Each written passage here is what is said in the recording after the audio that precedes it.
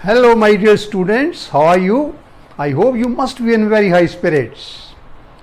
I welcome you all to Saini Physics classes. I am Professor H.R. Saini. My aim is to make physics an interesting, easy to understand and a scoring subject for you.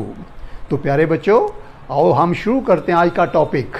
और आज हम numerical करेंगे और ये numerical है chapter second electrostatic potential and capacitance का, और numerical है equivalent capacitance across one of the face diagonals of A skeleton cube. इससे पहले वीडियो में मैंने स्केलेटन क्यूब ही लिया था, लेकिन उसमें मैंने जो इफेक्टिव या इक्विवेलेंट कैपेसिटेंस निकाला था that was across one of the body diagonals of the given cube.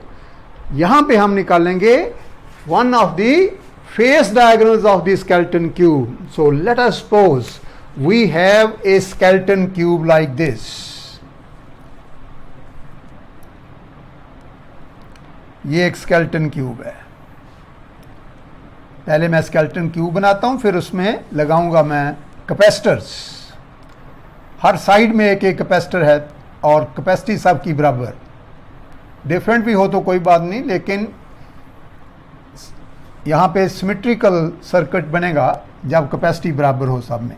तो ऐसे करके मिला दिया, ऐसे मिला दिया और ऐसे मिला दिया और इसको भी ऐसे मिला दिया, और नाम रख लेते हैं इसका हम ए बी। ये पॉइंट आ गया C D E F G और एच।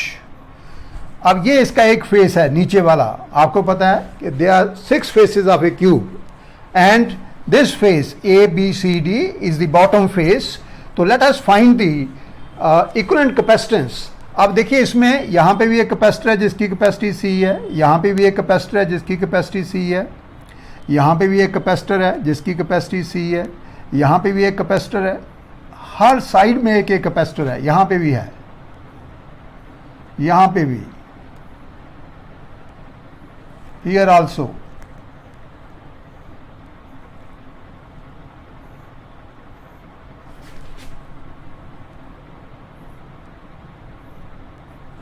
और एक कैपेसिटर यहां पे, एक यहां पे। One capacitor in each side of the given skeleton cube. आप देख सकते हैं आप, देर आर 1 2 3 4 5 6 7 8 9 10 11 और एक यहाँ पे बेटा ये आएगा, एक साइड ये रह गई, इसमें भी आ जाएगा एक कैपेसिटर, और हर एक की कैपेसिटी है सी सी सी सी।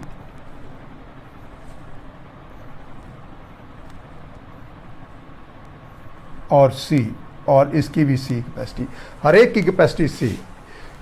इससे पहले वीडियो में मैंने निकाली थी इफेक्टिव और equivalent capacitance between the points A and H.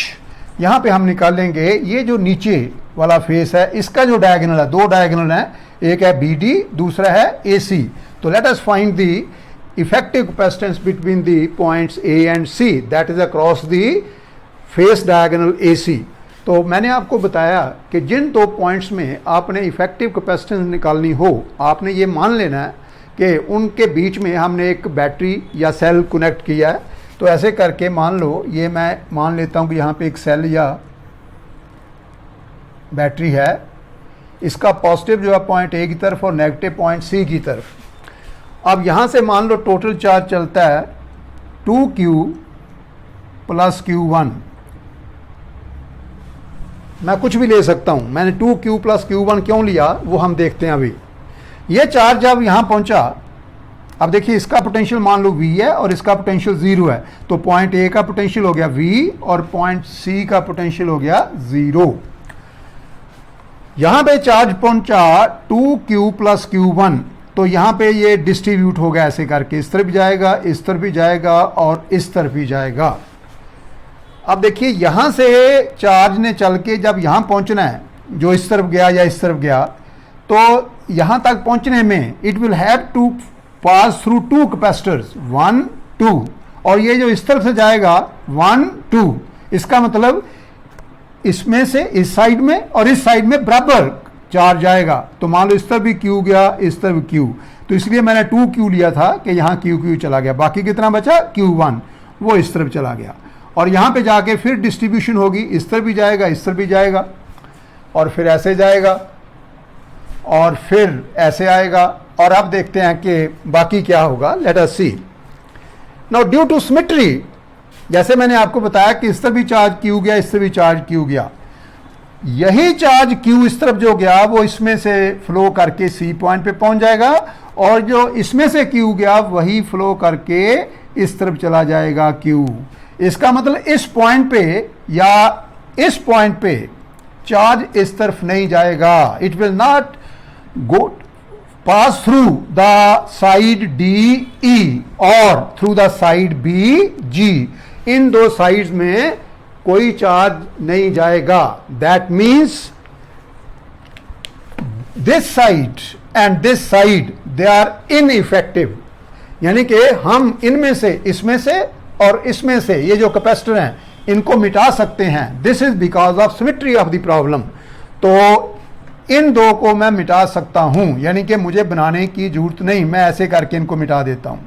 तो आप देखिए मेरे पास क्या बचा।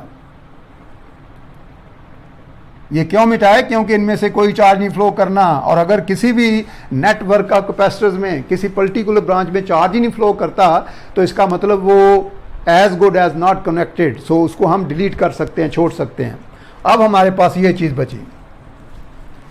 इसमें क्या है कि ये वाला कैपेसिटर और ये वाला कैपेसिटर आपस में हो गए सीरीज में, ये वाला कैपेसिटर और ये वाला कैपेसिटर आपस में हो गए सीरीज में, और इनकी सीरीज कॉम्बिनेशन के पैरेलल में, और एक कैपेसिटर इस तरफ, एक कैपेसिटर इस तरफ। और यहाँ पे भी देखो, क्योंकि यहाँ पे जितना चार्ज इस तरफ जाएगा उतना इस तरफ जाएगा, जितना इस तरफ गया उतना इस तरफ गया, और वो फिर ऐसे करके यहाँ C पे पहुंच जाएगा और बैटरी के नेगेटिव पे चला जाएगा। सो ऊपर भी ये वाला कैपेसिटर और ये वाला कैपेसिटर, इनमें से बराबर चार्ज अगर यहाँ Q1 पहुंचा है तो इस तरफ फ्लो करेगा Q1/2, और इस तरफ भी फ्लो करेगा Q1/2। क्यों? क्योंकि H तक पहुंचने में ऐसे बराबर ऐसे करके, तो it will be equally distributed in these two branches. और यहाँ पे Q1/2 इस तरफ से आया, Q1/2 इस तरफ से आया, तो टोटल हो गया Q1। वो Q1 कहाँ पहुंच गया? C पे। और इस तरफ देखो आप, C पे पहुंचा इस तरफ से Q, इस तरफ से Q। यहाँ पे Q1/2 लिख सकता हूँ मैं ऐसे करके, और यहाँ पे भी Q1/2 लिख सकता हूँ। तो Q1/2 इस तरफ से आया, Q1/2 इस तरफ से आया, टोटल Q1 यहाँ पे पहुंचा, और इस तरफ Q इस तरफ से आया और Q आया इस तरफ से, टोटल यहाँ पे पहुंच गया 2Q। तो यहाँ पे जो टोटल चार्ज पहुंचा वो पहुंच गया 2Q + Q1, और इस तरह ये हमारा सर्किट कंप्लीट हो गया। So we are left with this circuit now. अब मैं इसका इक्विवेलेंट सर्किट ड्रा करता हूं। तो इक्विवेलेंट सर्किट ऐसे बनेगा, मैं यहाँ लिखूंगा पॉइंट A और यहाँ लिखूंगा पॉइंट C, जिनके बीच में हमने, इसका पोटेंशियल है V और इसका है 0। सो ये देखिए, ये ब्रांच और ये branch, they are connected between the points A and C, जिनमें से एक का पोटेंशियल V है और दूसरे का है 0। सो दे आर इन पैरेलल। तो ऐसे करके यहाँ पे एक कैपेसिटर, यहाँ पे दूसरा आ गया, यहाँ पे ये वाले दो कैपेसिटर आ गए सीरीज में, और अब ये दो बनाएंगे हम, और आपस में ये पैरेलल में है। एक यहाँ पे आ जाएगा और एक आ गया यहाँ पे, ऐसे करके। तो ये दो ऐसे हो गए। अब चलो ऊपर हम चलते हैं। ये वाला कैपेसिटर ऐसे करके आ गया, और यहाँ पे हम पहुँच गए पॉइंट F पे। और इस तरफ देखिए C के ऊपर यहाँ पे एक कैपेसिटर है, यहाँ पे एक कैपेसिटर है ऐसे, और यहाँ पे हम कौन से पॉइंट पे पहुँच गए? H पे। तो ये पॉइंट हो गया H और ये पॉइंट हो गया C। अब आप देख सकते हैं कि between the points F and H, ये पॉइंट है F हियर, और ये capacitance C, capacitance C, capacitance C, capacitance C, C, ये पॉइंट F, ये पॉइंट H, F और H, इनमें ये दो सीरीज में, ये दो सीरीज में, और आपस में पैरेलल में। तो यहाँ पे क्या आ जाएगा? ऐसे करके ये दो सीरीज में, ये दो सीरीज में और आपस में पैरेलल में, like this. Capacity C, so this is the equivalent circuit. अब ये इसके इक्विवेलेंट आ गया ऐसे करके। अब मैं इसको एक बार फिर ड्रॉ करता हूं। ये देखिए, ये C और C सीरीज में, तो इनकी इफेक्टिव आ गई C/2, इनकी इफेक्टिव भी आ गई C/2, और ये क्योंकि पैरेलल में है तो C/2 plus C/2 that will become C। इस तरह यहां पे देखो, ये दो सीरीज में C कैपेसिटी, तो C/2 इनकी आ गई इफेक्टिव, C/2 इनकी, और क्योंकि आपस में पैरेलल में है तो टोटल बन गई बिटवीन द पॉइंट्स यहां पे A और C में कितनी बन गई, C/2 प्लस C/2, वो बन गई C।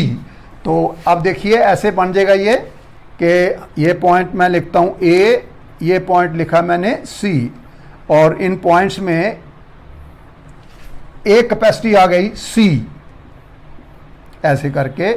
फिर यहां पे एक कैपेसिटर यहां पे आ गया जिसकी ये वाला कैपेसिटर कैपेसिटी C, और फिर F पॉइंट पे पहुंच गया मैं, और F और H में मैंने आपको बताया C/2 plus C/2, so that is C। तो एक यहां पे आ गया और फिर H पॉइंट पे पहुंचा, और यहां पे भी एक कैपेसिटर आ गया जिसकी कैपेसिटी है C ऐसे करके। तो ये भी C आ गया, ये भी C आ गया, और ये भी C आ गया। अब देखिए, between the points A and C, these three are in series, these three are in series, और ये इसके हो गया पैरेलल में। तो अगर मैं इसका इक्विवेलेंट सर्किट ड्रॉ करूं तो देखिए बेटा जी, ये तीन हैं, तीनों की कैपेसिटी है C, और आपको पता है when n capacitors each of capacitance C are connected in series then their effective or equivalent capacitance is C/n। यहां पे n हो गया 3, तो इक्विवेलेंट कैपेसिटेंस बनेगी C/3। तो इन तीनों की जो इफेक्टिव बनी वो बनी C/3, और इसके साथ वो होगी पैरेलल में, क्योंकि आप देख सकते हैं पे A पे डिस्ट्रीब्यूशन हुई थी चार्ज की, और अगर डिस्ट्रीब्यूशन हो चार्ज की तो वो ब्रांचेस जो होती हैं जिनमें डिस्ट्रीब्यूशन होती है दे आर इन पैरेलल। सो इसका इक्विवेलेंट अब बनेगा, ये पॉइंट हो गया A, ये पॉइंट हो गया C, एक तो कैपेसिटर ये आ गया जिसकी कैपेसिटी है C, और एक कैपेसिटर ये आ गया जिसकी कैपेसिटी है C/3, because the equivalent capacitance of the series combination of these three capacitors is, क्यों सीरीज में, क्योंकि सेम चार्ज ऐसे जाएगा इनमें से, C/3।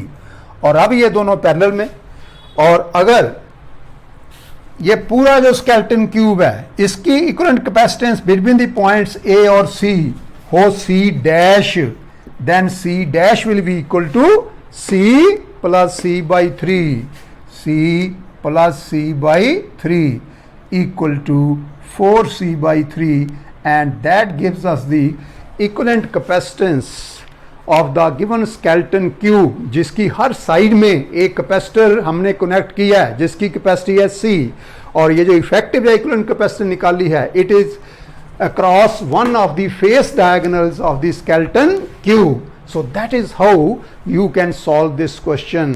So बेटा ये देख लो, ये हम कैसे, देखने में ये क्वेश्चन बहुत मुश्किल लगता है, लेकिन जब आप इसको समझ के करोगे अच्छी तरह तो इसमें कोई मुश्किल नहीं। और कई बार ऐसा क्वेश्चन कंपटीशन में आता है और बच्चे आम तौर पे क्या करते हैं, उनको करना भी चाहिए, आपको भी करना चाहिए कि आप आंसर ही याद कर लो जवानी के जो फेस डायगोनल है उसके क्रॉस कितनी आई थी और जो बॉडी डायगोनल है उसके क्रॉस कितनी इफेक्टिव कैपेसिटेंस आई थी।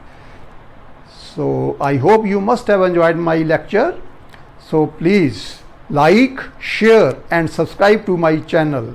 Thank you very much. Have a nice day.